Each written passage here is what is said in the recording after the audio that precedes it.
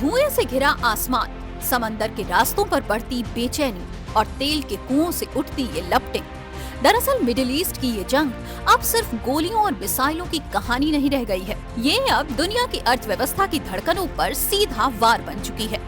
Iran, Israel और America के बीच छिड़ी इस जंग ने अब वो शक्ल ले ली है जहां हर धमाका सिर्फ एक देश नहीं बल्कि पूरी दुनिया की जेब और जिंदगी पर असर डाल रहा है। ईरान ने कतर के रास लफान इंडस्ट्रियल सिटी के बड़े गैस प्लांट पर हमला कर दिया है। कतर का सबसे बड़ा गैस प्लांट रास लफान बंद हो गया। कतर अमेरिका, ऑस्ट्रेलिया और रूस के साथ शीर्ष LNG उत्पादक है। ईरान के इस हमले से 12 मुस्लिम देश नाराज हैं। मुस्लिम देशों ने कहा ईरान तुरंत हमला रोके। रेगिस्तान की रेत में सुलगती ये आग सिर्फ मिडिल ईस्ट की जंग नहीं बल्कि दुनिया की अर्थव्यवस्था पर मंडराता एक नया तूफान साबित हो रहा है। ईरान, इजराइल और अमेरिका के बीच छिड़ी इस टकराहट ने अब वो मोड़ ले लिया है जहां गोलियां सिर्फ सरहदों पर नहीं बल्कि ऊर्जा के उन ठिकानों पर चल रही हैं जिनसे पूरी दुनिया की रफ्तार तय होती है। कतर दुनिया का एक बड़ा LNG सप्लायर है जिस पर कई देशों की ऊर्जा निर्भर करती है और उन्हीं देशों में एक नाम है भारत का भी। भारत अपनी करीब 47% गैस जरूरत इसी खाड़ी देश से पूरी करता है। भारत अपनी जरूरत की लगभग 47% गैस कतर से आयात करता है।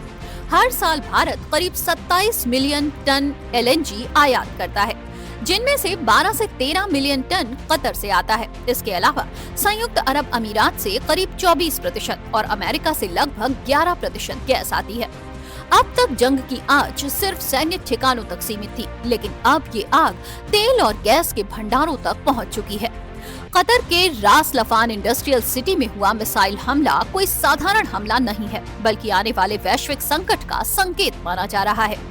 दुनिया में इस हमले के बाद गैस सप्लाई की सांसें भी थम गई हैं, लेकिन इस वैश्विक उथल-पुथल के बीच भारत की तस्वीर बिल्कुल अलग भी दिखाई दे रही है। जहां दुनिया तेल के संकट में डगमगा रही है, वहीं भारत मजबूती से खड़ा है। इस युद्ध का सबसे ज्यादा असर पेट्रोल और डीजल की कीमतों पर पड़ा है। अंतर्राष्ट्रीय रिपोर्ट्स के मुताबिक कम से कम 85 देशों में ईंधन की कीमतें बढ़ चुकी हैं और कई देशों में ये बढ़ोतरी 15% से 50% तक पहुंच गई है। Cambodia, Vietnam, Canada, Australia, Europe के कई देश में 15 से 68% तक बढ़ोतरी हुई है। वहीं भारत में अभी कीमत संतुलित है। भारत अपनी कुल कच्चे तेल की जरूरत का लगभग 85% आयात करता है। उसके बाद भी संतुलन कायम है। दरअसल ये सिर्फ किस्मत नहीं, ये रणनीति है, ये संतुलन है और ये वो कूटनीति है जिसने भारत को इस संकट से बचा कर रखा है। भारत ने एक तरफ अपने ऊर्जा स्रोतों को वैश्विक बनाया तो दूसरी तरफ वैश्विक मंच पर संतुलन की नीति भी अपनाई। भारत ने न किसी एक खेमे में पूरी तरह झुकाव दिखाया, न किसी से टकराव लिया, बल्कि हर मोर्चे पर संवाद और समझदारी का रास्ता बनाता रहा। लिहाजा दुनिया में तेल की कीमतें बेकाबू हो रही हैं, तब भारत में स्थिरता बनी हुई है। इसका अंदाजा आप इस बात से भी लगा सकते हैं कि भारत अपने रिजर्व से पड़ोसी देशों को सप्लाई भी कर रहा है। अखिलेश जी, किन किन देशों से मदद की मांग आई है? मैंने कहा बांग्लादेश से, श्रीलंका से, मालदीव से हमारे पास अनुरोध आया है कि हम उनकी मदद करें। बहुत सारे देशों के साथ हमारे पहले से ही ऊर्जा के क्षेत्र में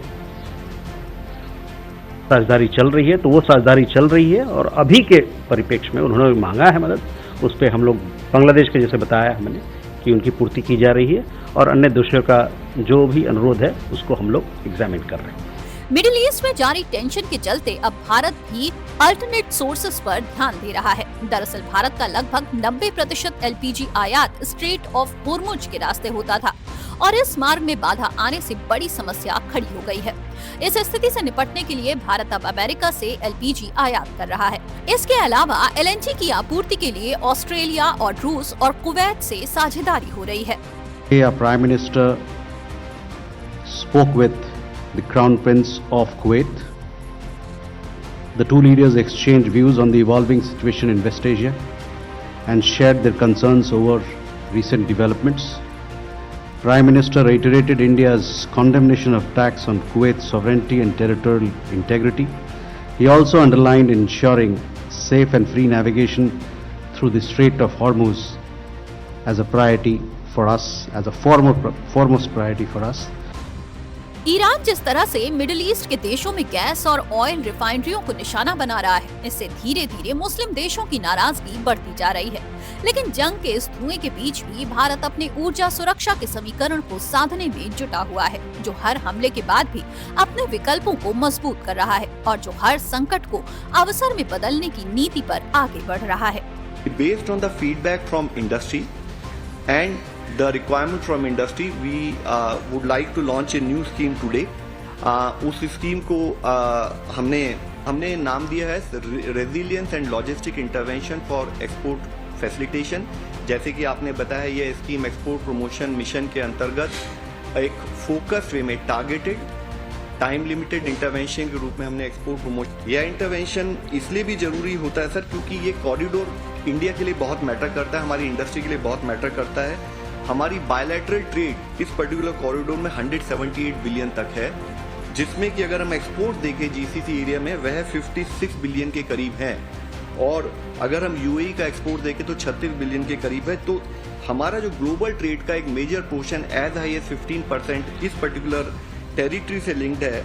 तो जरूरत थी कि सर हम जैसे कि एक्सपोर्टर्स की डिमांड थी, हम कैसे एक्सपोर्ट फ्लोज को स्टेबलाइज करें और अपने मार्केट शेयर को प्रोटेक्ट कर सकें।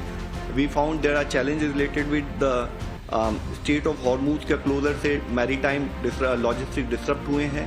शिपिंग लाइंस और इंश्योरेंस ने एडिशनल वॉर रिस्क प्रीमियम को बढ़ाया है, वॉर रिस्क सरचार्जेस को बढ़ा दिया और इमरजेंसी कंफ्लिक्ट सरचार्जेस बढ़ गए हैं।